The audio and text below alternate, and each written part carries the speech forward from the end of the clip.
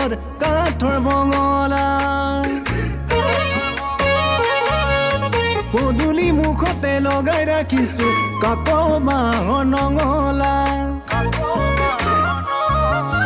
অৰুণাচলতে মোৰে ঘৰ কাঠৰ বঙলা পদূলি মুখতে লগাই ৰাখিছো কাক বাঁহৰ নঙলা চোৱা যদি আহিবা মোৰে কাঠৰ বঙলা ওখকৈ জখলা সাৱধানে বগাবা মনে যদি বিচাৰে এদিন তুমি